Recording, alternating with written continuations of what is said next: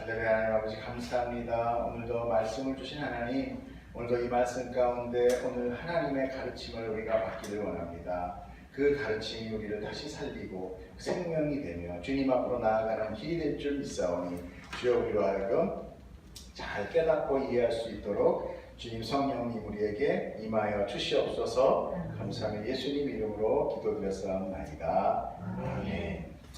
제가 넘겨주세요. 한번 넘겨주세요. 왜냐하면 본문은 우리가 그 주보에 있는 것을 보시고요. 제가 따로 준비한 자료는 여기 넘겨놓게 되어 있습니다. 자, 오늘 시편은 하나님께서 1절에 뭐라고 나오냐면 신들의 모임 가운데 서셨다라고 시작하고 있어요. 신들은 어떤 존재가 신일까요? 분명히 하나님께서는 유일하신 신인 것 맞으시죠? 이 세상에 신은 오직 한 분 하나님밖에 없다. 그리고 어떤 다른 신들이 있을 수 없는데 어떻게 오늘 시편에서는 하나님께서 신들의 모임, 신들을 다 모으셨다 이렇게 우리가 보게 됩니다. 그래서 제가 이 1절을 좀 이렇게 원문을 살펴봤더니 그 하나님이라고 쓴 첫 번째 하나님은 엘로힘이라고 표기를 하고 있고요. 제가 엘로힘은 뭐라고 그랬죠? 일반 신을 얘기한다고 했죠. 네. 야훼가 이제 하나님이고요. 아도나이가 나의 주님 이렇게 됩니다. 자, 엘로힘은 보통 그냥 하나님이랑 신인데 특별히 신들의 모임에서 앞에는 엘로힘, 뒤에 신이라는 것은 엘이라는 단어를 쓰죠. 엘이라는 게 하나님이라는 뜻이거든요. 신이라는 뜻이거든요. 그래서 그 앞에 그런데 엘로힘은 남성 명사, 둘 다 남성 명사인데 복수로 되어 있습니다. 복수. 여러 사람이라는 얘기죠. 복수. 즉 한동이 아니라는 거예요. 그렇다면 그 엘로힘은 과연 누굴까요? 바로 삼위일체 되시는 하나님을 가르치는 것이겠죠. 그렇죠? 그러니까 우리가 이 히브리 원어에 보면은 엘로힘이라고 쓰니 바로 그 복수의 엘로힘으로 하나님을 얘기하는구나. 특별히 앞에 하나님을 엘로힘이라고 부르고 있어요. 그러나 뒤에 신이라는 단어는 엘이라고 되어 있고 그냥 남성 단수로 되어 있어요. 하나네. 개혁 한글 성경에 보면은요, 이 신도 뭐라고 번역을 했냐면 그냥 하나님이라고 표기를 하고 있어요. 그런데 그 역시도 단수로 되어 있습니다. 그래서 그 L의 의미를 보면 한번 넘겨주세요. 첫 번째 뭐라고 되어 있어요? 신 또는 신과 같은 사람 또는 능력 있는 자. 두 번째는 뭐예요? 강한 특성을 가진 자. 세 번째는 힘 또는 능력이라고 설명되어 있습니다. 그런데 넘겨주세요. 그런데 엘로힘이신 하나님께서 그들 즉 그 신들 가운데에서 뭐라고 하신다고요? 1절에 보면 1절에 뭘 한다고요? 그들 가운데 있어서 재판하신다. 재판하신다. 개혁 한글 성경에는 그들을 누구라 얘기하냐면 재판장들이다라고 번역을 하고 있어요. 그래서 우리는 지금 신들 모임이라고 되어 있지만 개혁 한글에는 뭐라고 나와 있냐면 하나님이 하나님의 회 가운데 서시며 재판장들 중에서 판단하시되라고 번역하고 있습니다. 자, 그럼 이 신들은 누굽니까? 우리가 생각하는 그런 그런 신이 아니라 사람들을 재판하는 이 재판관들을 신이라고 지금 부르고 있습니다. 그럼 어찌하여 재판관을 신이라고 부르는가? 그걸 좀 알아야 뒷부분에 넘어가면서 좀 깨닫기가 편해요. 특별히 그 고대 근동에서는 이 시편이 지을 때는 다윗이나 다윗의 동급인 아사 그때 시대잖아요. 그 고대 근동이었습니다. 그때 고대였어요. 그 고대 근동에서는요 유명하거나 능력 있고 힘이 센 그런 권세가 있는 사람 또는 특별히 왕 같은 왕으로 불림하는 족장 이런 사람들 그런 사람들을 뭐라고 얘기했냐면 신이다 또는 신의 아들이라고 이야기했어요. 아까 우리가 그 엘로힘에 대해서 봤을 때 뭐라고 엘에 대한 내용이 뭐였습니까? 신 같은 사람, 능력 있는 사람 나오죠. 그러면 창세기에도 무슨 얘기가 나오냐면 하나님의 아들들이 사람의 딸들을 좋아하여라는 문구가 나와요. 그래서 그들의 사람의 여자들을 취하니 거기에 보면은 그 거인들이 나왔다 이런 얘기도 나오거든요. 근데 그것을 어떤 학자는 하나님의 계보다, 즉 아담과 하와가 난 아들이 아벨과 가인이었죠, 처음에가. 그런데 가인이 아벨을 죽여버렸어요. 그래서 하나님이 다시 씨를 줍니다. 그게 셋이라는 아들이었어요. 셋. 그 셋의 후예가 이제 하나님의 계보, 즉 우리의 믿음의 계보로 내려오는데, 가인은 어떠냐? 그 버림받은 자들, 시기에 의해서 세상의 사람들, 하나님으로부터 유기된 자들, 이 셋의 후예라고 보는 견해도 있어요. 그래서 하나님의 아들 아니냐라고 나오는데, 그러나 그들은 그 당시 부족장이나 왕이나 용사들을 일컫는다라는 그런 견해도 분명히 있습니다. 자체하고 실제 모든 권위는 그렇다면 정말 어디서 나오는 것인가? 그걸 우리가 성경 안에서 찾으면 진짜 재판관이 또 능력 있는 자가 신으로 불리는지 아닌지 알 수 있겠죠? 한번 넘겨주세요. 로마서 13장 1절에 보면 같이 읽어주세요. 시작. 각 사람은 위에 있는 권세들에게 복종하라. 권세는 하나님으로부터 나지 아니니 없나니 모든 권세는 다 하나님께서 정하시나라. 여러분, 사도 바울이, 이 성경은 비록 사도 바울이 썼지만 누가 쓴 거예요? 성경의 저자는 성령입니다. 성령은 하나님이세요. 그러니까 하나님께서 뭐라고 하느냐? 그건 내가 준 모든 세상의 왕, 임금, 권세자들, 그거 내가 세웠다. 내가 세웠다. 그러므로 너희들은 그 세운 자들, 그 왕에게 비판하지 말고 그 권세들에게 복종해라라는 거죠. 하나님께서 어떤 이유가 있어서 악한 왕은 악한 왕대로, 선한 왕은 선한 왕대로 세우셨다. 하나님께서 우리에게 뭐냐면, 내가 너를 내 아들 삼아서 내가 너를 가르치고 성화시키고 완전한 자로 만들기 위해서 내가 인생 막대기와 사람 채찍으로 칠 거다라는 얘기를 하십니다.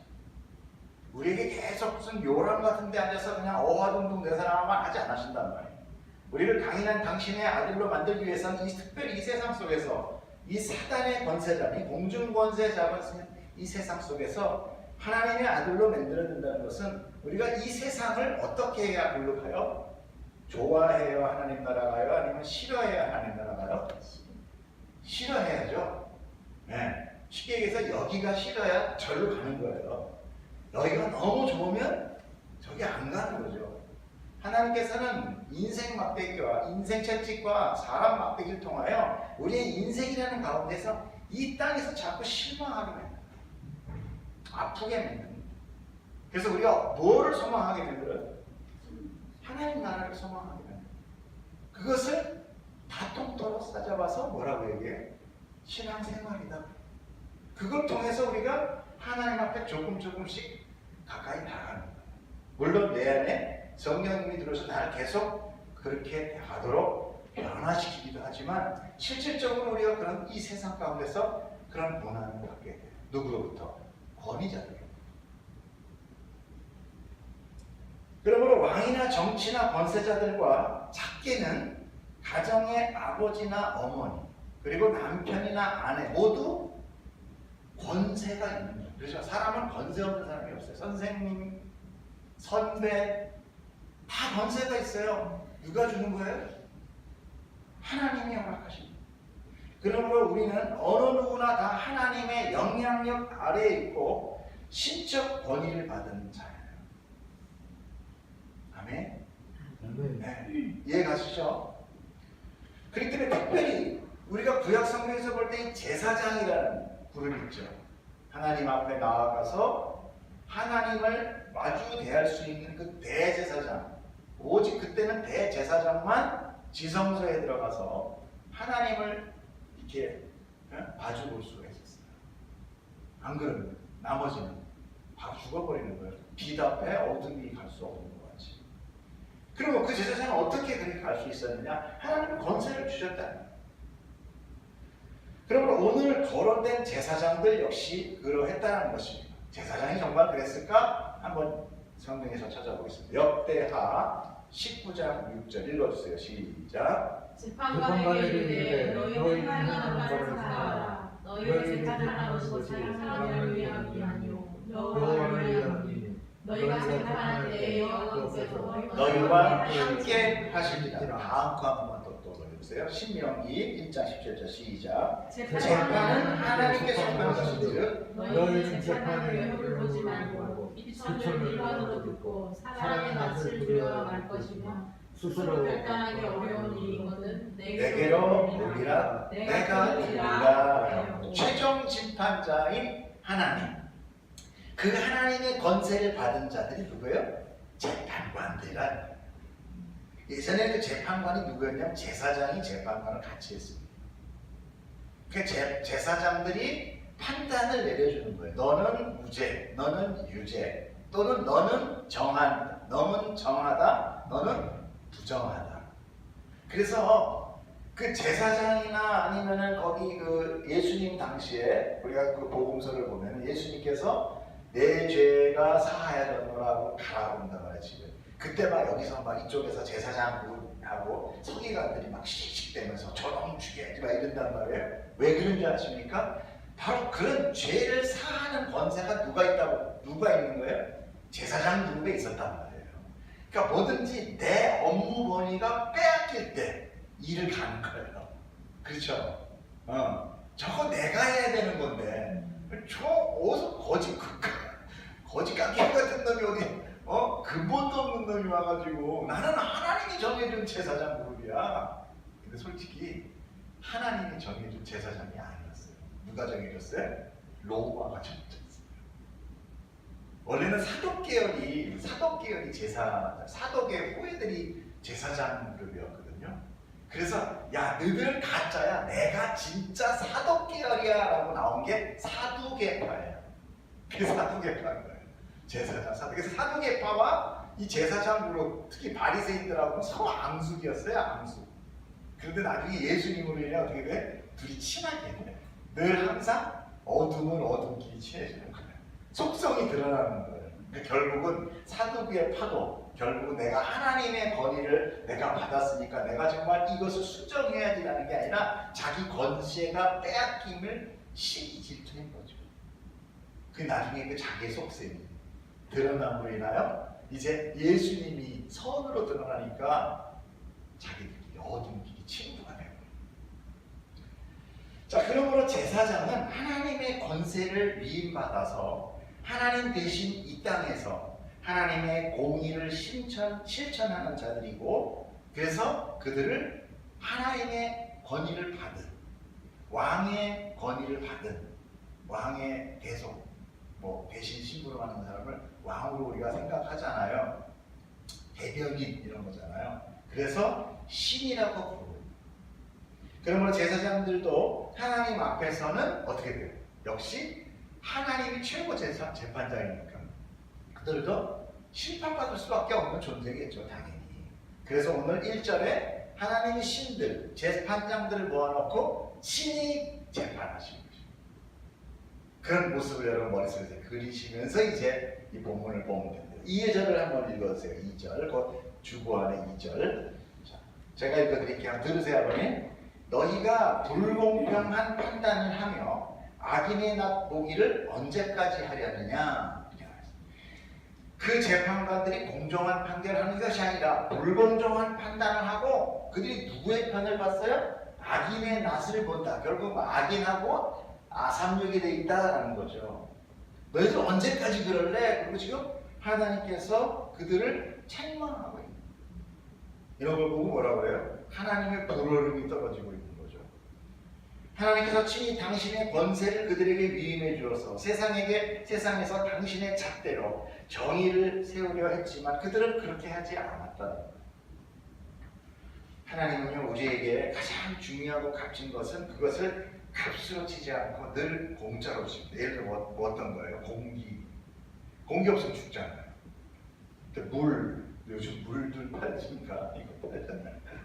물은 원래 공짜였습니다. 근데 어찌됐든 싸죠, 제일. 그죠? 그리고 그러나 이제 이렇게 세상 속에서 아주 중요한 것 중에 하나가 뭐냐면 재판이라는 거예요. 왜? 세상에는 공의, 즉 하나님의 통치가 있어야 된다는 거죠. 왜 그렇습니까? 이 온 천하 만물을 누가 만드셨어요? 하나님이 만드셨잖아요. 하나님이 주인이잖아요. 주인이라는 것은 바로 뭘 뜻하느냐? 내 소유는 이 소유를 주인이 이 소유에 대한 모든 권리를 갖는다는 거거든요. 이 권리가 바로 뭐냐면 통치권이에요. 그 통치가 바로 재판, 즉 공의라는 거죠. 우리 모두가 이렇게 하나님의 온전한 공의를 공짜로 우리가 얻어야 됨에도 불구하고 그들은 모두 자기의 유익을 위해서 그리고 그 자기들의 어떤 그 죄를 자기를 위한 삶을 위해서 이 타락한 세상 속에서 자기 마음대로 이 공의를 변형시켜버리고 망가뜨리고 그리고 그 사회가 망가져버리고 사람들은 그런 망가져 있는 공의 안에서 고난과 고통을 받게 됩니다. 지금 다 공평합니까? 다 누가 내가 살면서 공평하다는 생각 안 합니다. 다 불공평하다고 생각합니다. 바로 지금이 그런 사회가 우리가 잘 경험되고 있고 늘 TV 틀면 나오는 것들이 그거잖아요. 지금 뭐 재판관이 재판을 받는 시대가 지금 오늘의 시대입니다. 너무나 성경은 너무너무 참 디테일하게 오늘의 세상 이야기를 이미 수천 년 전에 다 이야기하고 있어요. 놀랄 거 없습니다.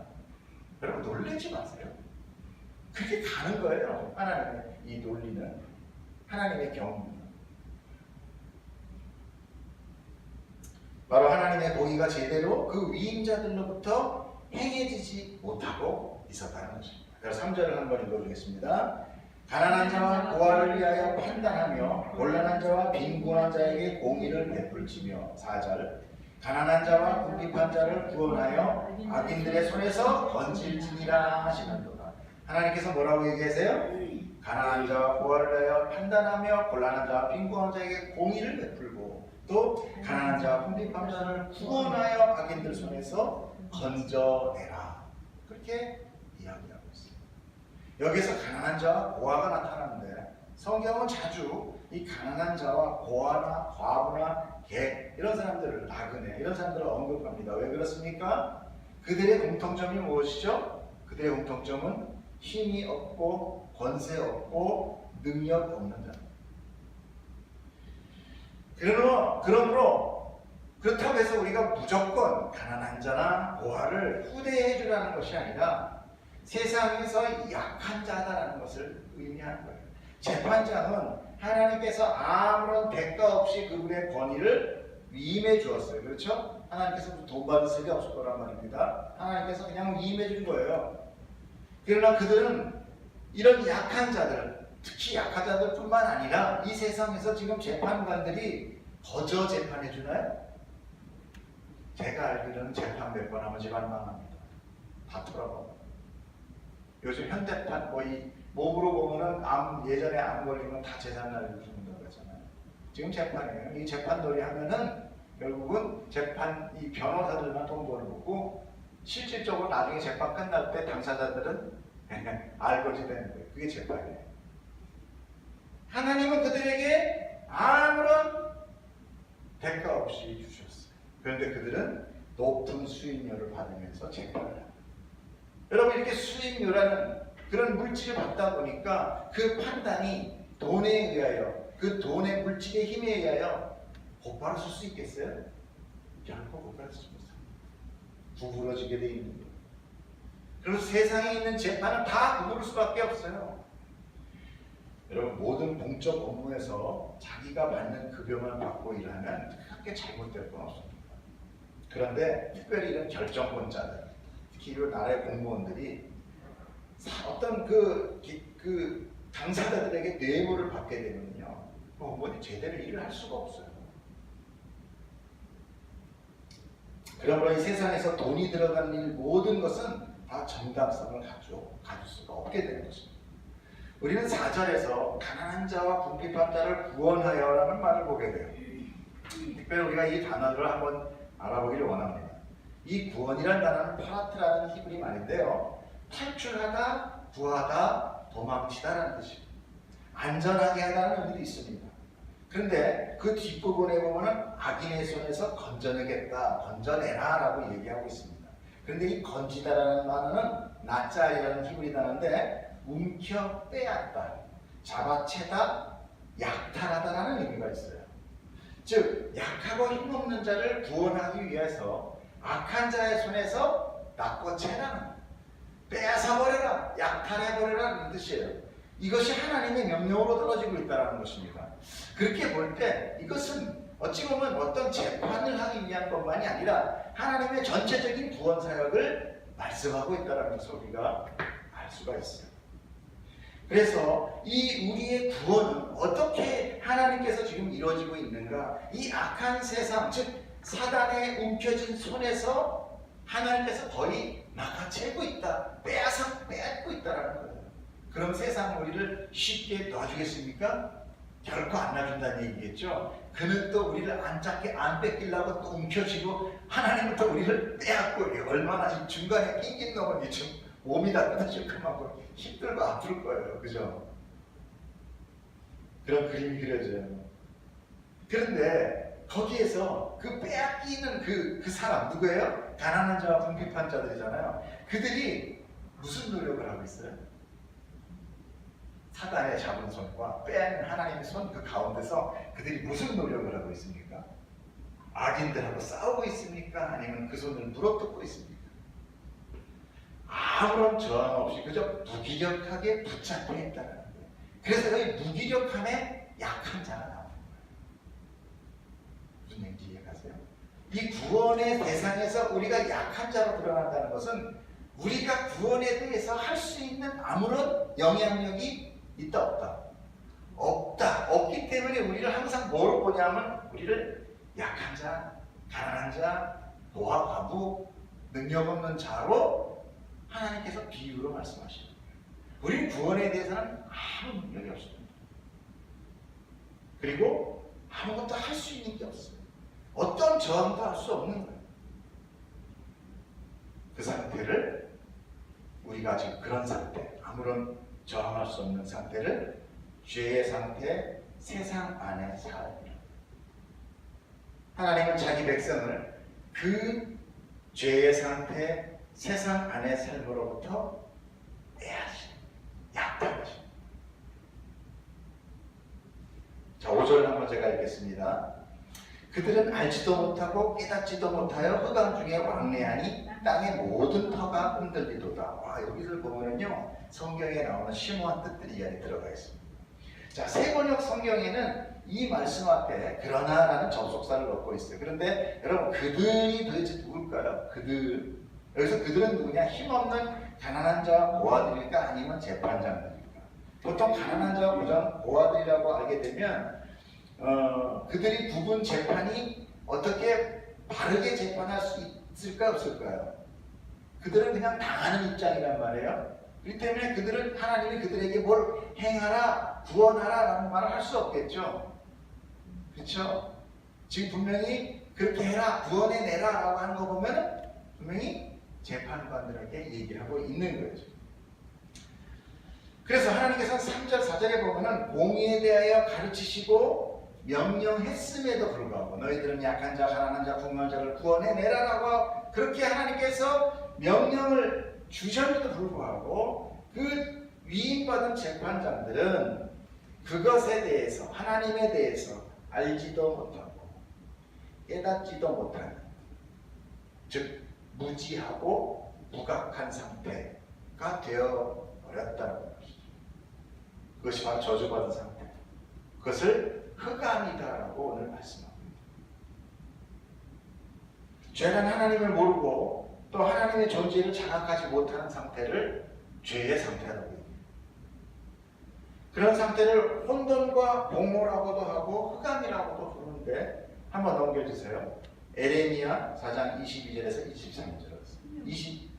네? 아까 신명기가 안 넘기셨구나. 그럼 저 혼자 읽었네. 또 넘기세요. 창세기. 네, 그 에레미야이죠, 앞에 거. 창세기 앞에 거요? 네.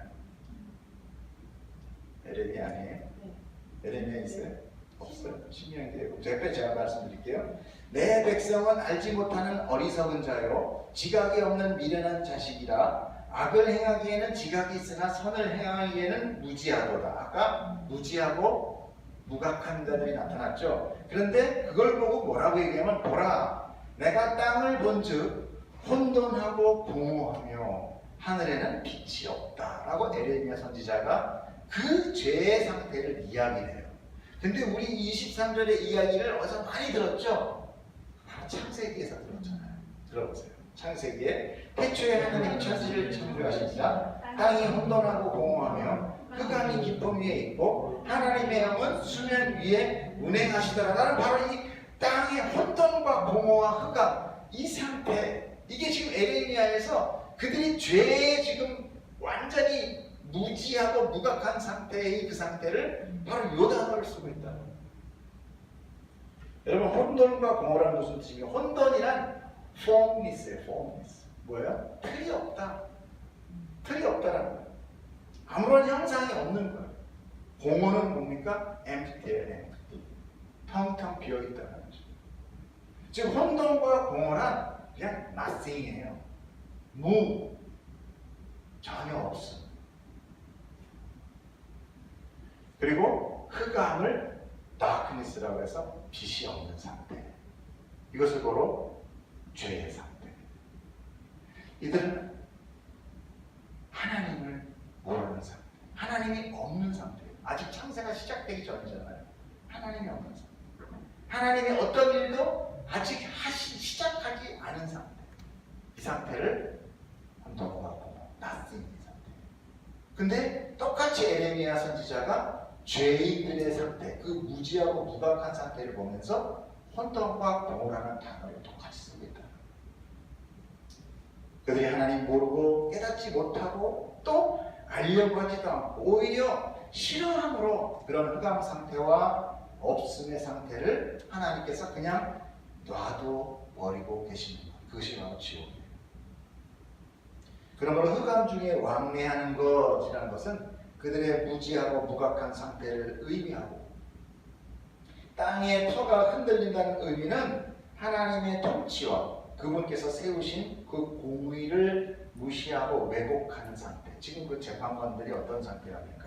자기의 뜻대로, 자기의 물질과 자기의 유익대로 재판을 하는 그런 하나님 없이 있는 상태, 하나님 없는 상태, 공허와 혼돈인 상태. 그것을 의미하는 것이죠. 자, 6절, 7절은 1절의 재판의 심판이 내려지고 있는 어찌 보면은 지금 심판의 결론이에요. 자, 우리가 그 1절을 한번 먼저 읽어주시고 바로 6절, 7절을 읽어주시면 감사하겠습니다. 자, 1절을 읽어주세요. 시작. 하나님은 신들의 모임 가운데 서시며 하나님은 그들 가운데서 재판하셨어요. 그래서 심판이 떨어집니다. 뭐라고? 6절. 내가 말하기를 너희들은 신이며 다 지존자들의 아들이라 하였으나 그러나 너희는 사람처럼 죽으며 오방에 하나같이 넘어지리라. 이게 지금 최종 심판이에요. 너희들 내가 신이라고 하기까지 너희들 내가 무상으로 권세를 줬는데 넌 이제 죽으리라. 죄의 삭은 사망. 우리는 이 판결이 곧 멸망의 심판임을 압니다. 재판장이나 권세자들은 다 이 말에 떨며 자복하며 회개해야 했어요. 두려워해야 했어요. 하나님의 마지막 심판은 결코 상소합니다도 없습니다. 번복도 없습니다. 소멸되지도 않고 무기한의 형량이에요. 언제까지가 없습니다. 그런데 그들은 지금 전혀 모르고 있다. 하나님은 이 심판을 두시고 이 세상의 심판을 두시고 정말 오래 참으시고 오래 기다리고 계십니다. 당신이 계획한 그 한 사람의 회개를 마지막까지 참으시고 인내하십니다. 그렇다고 해서 구원이 어떤 인간의 결정에 달렸다고 우리가 착각하면 안 돼요. 위에서 보았듯이 구원은 오직 하나님께서 나를 떼내어 주셔야만 가능합니다. 그러므로 우리 예수 그리스도의 구원을 믿는 자는 다 하나같이 이런 기도, 이런 간청을 올려야 돼요. 마지막 8절을 같이 한번 읽으시면 감사하겠습니다. 마지막 8절 시작. 하나님이여 일어나 세상을 심판하소서. 모든 나라가 주의 소유이기 때문이다. 아멘. 아멘. 여러분, 이 말은 오직 하나님만이 우리의 유일한 재판관이시며 하나님의 공의만이 이 세상을 심판할 수 있다라는 고백입니다. 이 고백은 진정 하나님이 모든 만물의 주인이며 또한 나의 주인이며 창조주임을 깨달아 아는 자만, 아까 뭐라 했습니까? 무지하고 무각한 자가 아닌 깨달아 아는 자만이 할 수 있는 고백입니다. 이 8절입니다.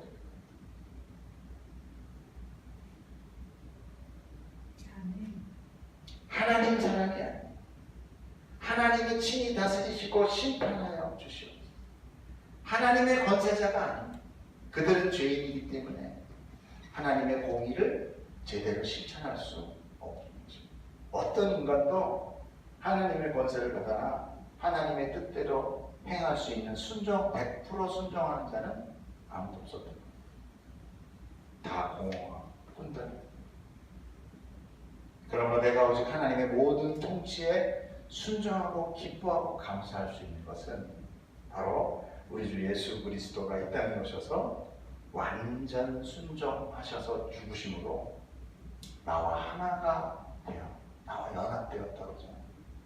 그래서 열매 맺는 순종, 내가 그 예수 그리스도의 나무, 그 포도나무의 가지로부터 그 나무의 수혜로부터 따라오는 그 예수님의 순종의 열매를 맺을 수 있는 우리가 될 수 있는 거예요. 그러므로 우리의 순종은 예수 그리스도의 순종이고, 그리고 우리는 예수님에 의하여 우리가 하나님을 깨닫는 자가 될 수 있는 것입니다. 그러면 우리는 기도합니다. 주여 내게 은혜를 내려 주시옵소서. 나는 당신의 것입니다. 라는 마지막 고백이 오늘 우리가 하나님 앞에 드려야 될 고백임을 우리가 믿습니다.